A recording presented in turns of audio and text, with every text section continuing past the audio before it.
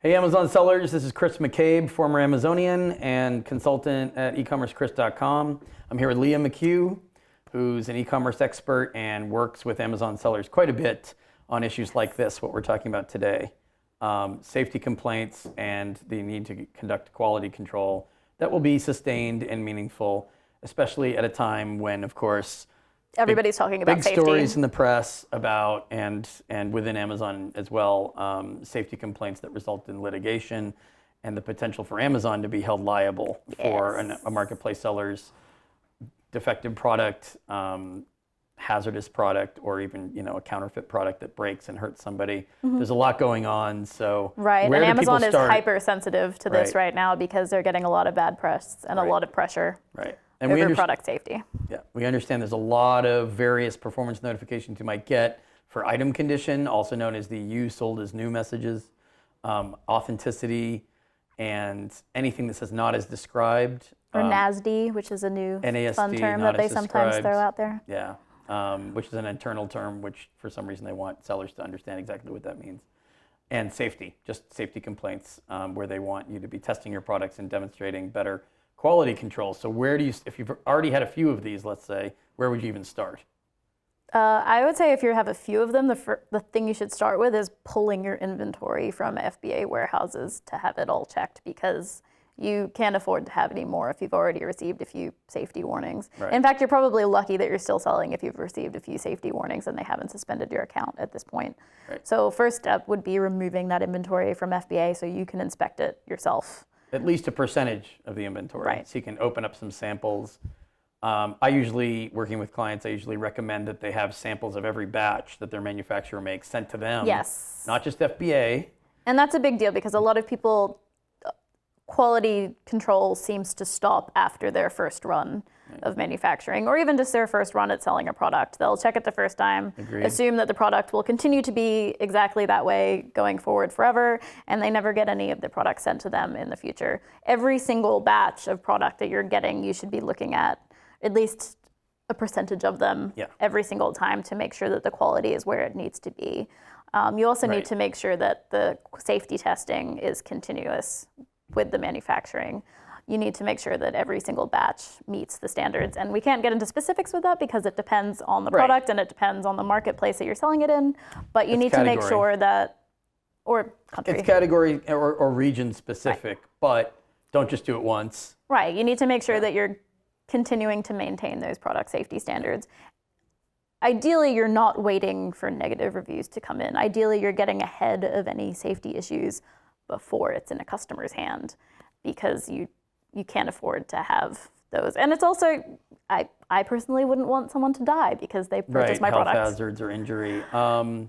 It's a good idea, especially since I work on a lot of plans of action or appeals for people who have an ASIN that they lose due to safety complaints.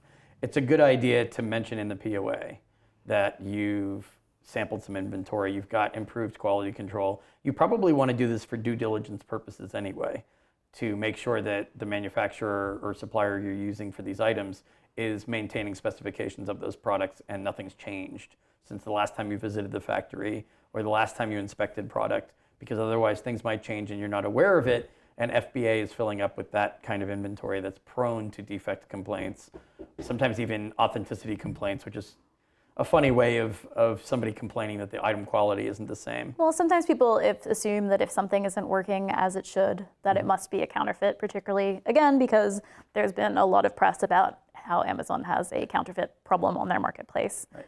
But I mean, this doesn't just apply to private label sellers. If you're a reseller, you should also be checking the quality of your products before you send them into Amazon.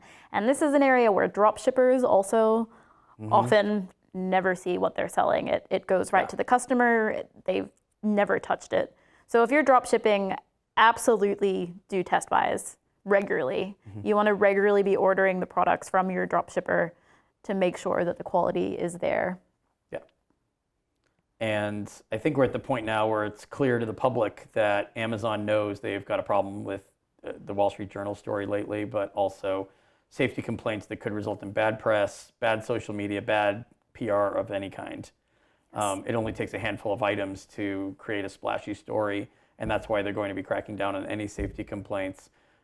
Leah and I understand that there are competitors out there buying from each other, sometimes saying it's unsafe and it's a fake complaint. Well, and Amazon understands Amazon that too. knows that too. Yeah, it's one factor to consider.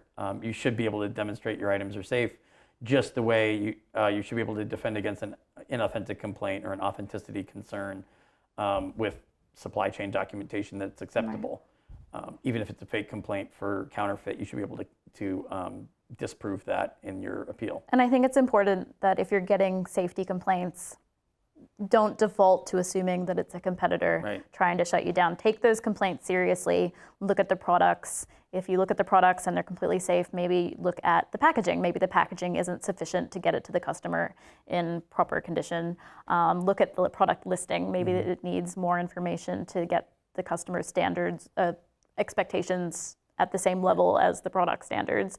You need to be proactively taking that sort of feedback seriously and not assuming that it's a competitor. Yeah. However, if it is a competitor, that's, if you know for a fact that it's a competitor, you also will need to, line up some proof and we can help you figure out where to send that. But don't have that be your knee-jerk reaction where you haven't even looked at return rates yet, or you haven't even looked at the kinds of messages you get from buyers indicating that why they're returning items, why they're unhappy with the item, they don't like the quality, they think it's defective. We understand that there's some overlap between defective complaints versus not as described versus safety complaints.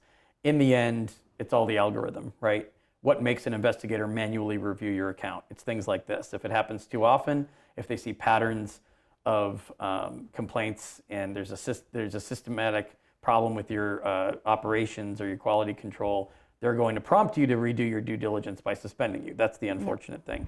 You don't necessarily get the warning shot like she was saying. Right. They move swiftly to suspension first. And then finally, if you have a problem product in your catalog that you're regularly getting complaints for, and you've checked the quality and you've checked the packaging and you've updated the listing and you're still getting those complaints, that's when you need to decide whether or not that product is worth the risk, because you're ultimately risking your entire account over that product if you can't stop these complaints coming in. So that's when you need to decide, is it worth it and I'm going to keep selling and hope for the best, or this isn't worth it anymore, I need to pull this product and not sell it on Amazon anymore. Right. I mean, we understand it's Q4. This might be your top selling ASIN. These are painful choices to even think about doing, let alone pulling all of your product if it's a really good selling ASIN. But like she said, you don't want to risk the entire account. If things are trending the wrong way, you at least want to temporarily delist it and pull some samples out of FBA and inspect them and find out if you can determine what the nature of the problem is. Maybe it is a packaging issue. Maybe it's the listing content itself and buyers aren't understanding it. But either way, there has to be a real decision made to pull product and understand what the problems are. If you can't stop the complaints from coming in, then obviously Amazon stops you from selling either that product or stops you from selling entirely.